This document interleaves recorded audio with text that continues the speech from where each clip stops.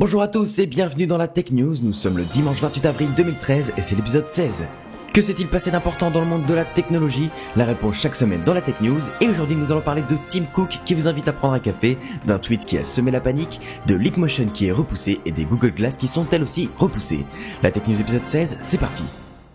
Les Google Glass, les fameuses lunettes futuristes de Google dont on parle tant en ce moment, étaient censées être disponibles au grand public en fin d'année, la sortie a finalement été repoussée.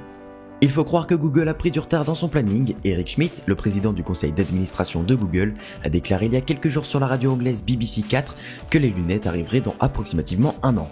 Cela repousse donc la sortie du produit au premier, voire même au deuxième trimestre 2014. Nous en saurons certainement plus lors de la Google I.O. du 15 mai prochain.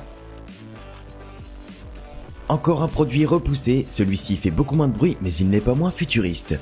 Le Leapmotion est un petit boîtier USB qui permet de contrôler son ordinateur avec des gestes, créé par David Holz, un mathématicien et ancien chercheur de la NASA, qui annonce que son œuvre est 1000 fois plus précise que n'importe quel autre appareil de reconnaissance gestuelle 3D, comme la Kinect par exemple.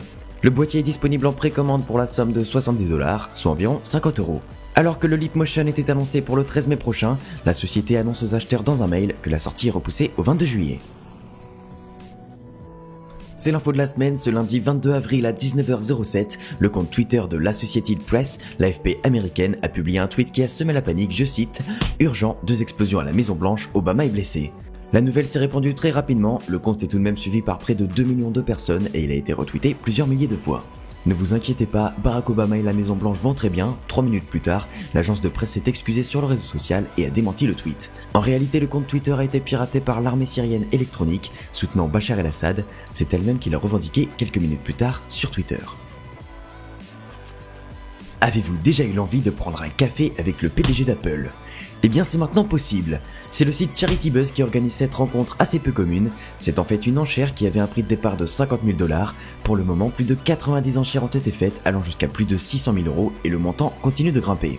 CharityBuzz organise fréquemment ce genre de rencontres, il distribue ensuite l'argent récolté à des associations. Tim Cook est celui qui a généré le plus d'argent, l'enchère actuelle a même dépassé celle de Bill Clinton, et la somme devrait continuer d'augmenter puisque ces enchères seront stoppées le 14 mai. Et vous, seriez-vous prêt à dépenser plus de 600 000€ pour discuter avec Tim Cook pendant une demi-heure dans son bureau autour d'un café?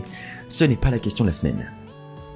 Et non, ce n'est pas la question de la semaine, mais elle arrive juste après vos réponses à celle de la précédente Tech News. Quel est votre OS mobile préféré? C'était la question de la Tech News 15 et voici vos réactions.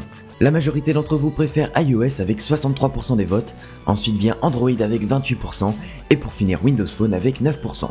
A noter que la quasi-totalité des gens qui ont voté pour iOS ont précisé s'il est jailbreaké. Personnellement, je préfère iOS, qu'il soit jailbreaké ou non. Je trouve que c'est un système très intelligent, esthétique, simple, rapide.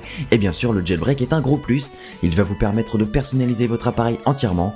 Mon iPhone 4 est jailbreaké et je trouve beaucoup plus de possibilités que sur Android.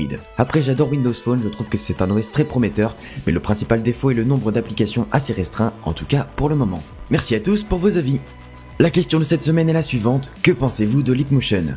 Pour me donner votre avis sur Leapmotion, c'est très simple, postez-le dans les commentaires de cette vidéo ou sur Twitter, @leodeuf_du-bas et avec le hashtag TechNewsFR. La Tech News c'est déjà terminé pour aujourd'hui, mais je reviens la semaine prochaine. J'espère que cette émission vous a plu, si c'est le cas vous pouvez la partager, répondre à la question de la semaine qui est que pensez-vous de Leapmotion, me suivre sur Twitter, aimer ma page Facebook, et bien sûr vous pouvez vous abonner à ma chaîne pour être au courant du principal de l'actualité technologique toutes les semaines. Merci à tous, je vous dis à dimanche prochain 19h, c'était Léo Duff.